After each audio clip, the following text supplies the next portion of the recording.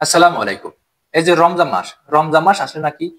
মহান আল্লাহ তাআলা শয়তানকে বন্ধ করে রাখে। কিন্তু আমার মনে হয় তার উল্টো। মানে শয়তানকে শুধুমাত্র সারা পৃথিবীর জন্য বন্ধ করে রাখা হয় আর বাংলাদেশের জন্য পারফেক্ট করে দেওয়া হয়। অর্থাৎ তুমি সারা পৃথিবীতে আর দুষ্টামি করতে হবে না। তুমি গিয়ে শুধু বাংলাদেশের সাথে দুষ্টামি করো। অর্থাৎ বাংলাদেশে যেগুলো শয়তান আছে ওদের সাথে তুমি মেশো। ওদেরকে তুমি উস্কানি দাও। যাতে করে ওরা রমজান মাস আসলে বাজারে দরের জিনিসপত্রের দাম বাড়িয়ে দেয়। আপনি একটা জিনিস লক্ষ্য করছেন কি যে রমজান মাস আসার আগে আমাদের চাল ডাল পেঁয়াজ রসুন এমনকি ওই যে যেগুলো রমজান মাসে বেশি ব্যবহার করা হয় যেগুলো ইউজ করা হয় যেগুলো মানুষ খাদ্যের জন্য মানুষ খাদ্য হিসেবে গ্রহণ করে এসব এসব নিত্য প্রয়োজনীয় দ্রব্যের জিনিসগুলো মানে রমজান মাসের সাথে আগের মাসের পার্থক্যগুলো আপনাকে একবারে মিলাই দিয়েছেন কত সবকিছু দাম বেড়ে গেছে পেঁয়াজ আলু রসুন মানে সবকিছু যেগুলো মানুষের রমজান মাসে বিশেষ করে সেহরি খাওয়ার জন্য যেগুলো মানুষের নিত্য প্রয়োজনীয় দ্রব্য সামগ্রী সবগুলো দাম বেড়ে গেছে তা আমি এই জন্য বলি কি মানে মনে হয় শয়তানকে শুধুমাত্র বাংলাদেশের জন্য পারফেক্ট করে রেখে দেওয়া হয় মানে তুমি পারমানেন্টলি কাজ করে শুধু বাংলাদেশের জন্য ওই দেশে যাও তুমি এই দেশের মানুষগুলো যারা সিন্ডিকেট করে ওদেরকে তুমি উস্কানি দাও ওদের সাথে বসে তুমি মিটিং করো কিভাবে ওই যে দ্রব্যগুলো বাড়ানো যায় কিভাবে দেশের জনগণকে ধোঁকা দেওয়া যায় কয়েকদিন আগে আমি একটা ভিডিওতে দেখছি একজন ভোক্তা অধিকার তিনি তিনি লাইভে গিয়ে আমাদেরকে এটা বোঝায় যে সে তার দায়িত্ব পালন করতেছে আরে ভাই আপনি কোথায় দায়িত্ব পালন করতেছেন আপনি মাঠ পর্যায়ে করতেছেন ওই যে একবারে লাস্ট পর্যায়ে এসে করতেছেন আপনি তো ওই যে ছোট ছোট ফেনা ফুটি এদের পিছনে পড়ে থাকেন বড় বড় আপনি বোয়াল মাছ বড় বড় ওদের পিছনে তো আপনি পড়েন না যারা সিন্ডিকেট করে যারা ওই যে স্টক ব্যবসায়ী আছে যারা এগুলো মজুত করে রাখে কৃষকদেরকে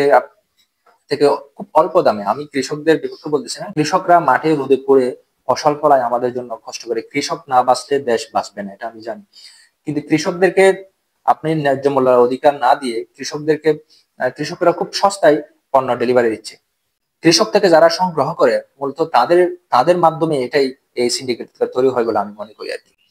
ওরা খুব অল্প দামে কৃষক থেকে সংগ্রহ করে মাঝখানে বিরাট একটা লভ্যাংশ নিয়ে তারপরে ওরা পাইকারিতে নিয়ে পাইকারি থেকে যারা খুচরা ব্যবসা করে তাদের কোনো দোষ নেই তারাও তো ভাই টাকা দিয়ে এগুলো আনে তারপর সামান্য কিছু তারা লাভ করতেই হবে তাদের কারণ তারা না হলে ওরা ব্যবসা করবে কিভাবে কিন্তু রাঘব বোয়াল যারা আছে তারা কিন্তু ওই যে আমাদের হাত থেকেও বেঁচে যাচ্ছে সরকারের হাত থেকে বেঁচে যাচ্ছে আবার ওদিকে ভুক্ত অধিকার ওদের থেকেও ওরা বেঁচে যাচ্ছে ভুক্ত অধিকার ওদিকে কখনো অপারেশন চালিয়েছে বলে আমার মনে হয় না আমি কখনো দেখি নাই যারা ভুক্ত অধিকার আছে তারা শুধুমাত্র ওই যে বাজারে পাইকারি যারা সেল করে তাদের কাছে যায় যারা মুদির দোকান আছে যারা রাস্তাঘাটে বিক্রি করে তরমুজ ব্যবসায়ী যারা পেঁয়াজ ব্যবসায়ী যারা মুদির দোকান ব্যবসায়ী ওখানে গিয়ে ভাই আপনি অপারেশন চালান কেন আপনি চাইলে তো যারা গোডাউন বড় বড় গোডাউন যেখানে মজুত করে রেখে ওখানে গিয়ে তো একবারও অপারেশন চালিয়েছেন আর সেটা আমাদেরকে লাইভ করে দেখাইছেন এরকম তো আমার চোখে ভাই পড়ে নাই এগুলো হচ্ছে সবগুলো হচ্ছে কারসাজি ভাই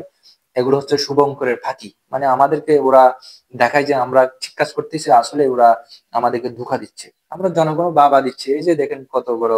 একজন অফিসার আমাদের জন্য মাঠ পর্যায়ে এসে লাইভের মাধ্যমে আমাদেরকে দেখাচ্ছে যারা দাম বেশি বিক্রি করতেছে তাদেরকে ধরতেছে জরিমানা করতেছে আরে ভাই জরিমানা তাদের না করে আপনি বড় বড় রাঘব বোয়াল যারা সিন্ডিকেট আছে ওদেরকে ধরেন তাহলে তো তাহলে তো আমরা বুঝবো যে আপনি দেশের জন্য কিছু করতেছেন জনগণের জন্য কিছু করতেছেন তো আমরা এগুলো বুঝি ভাই আমরা যারা সাধারণ পাবলিক আছে এগুলো বুঝি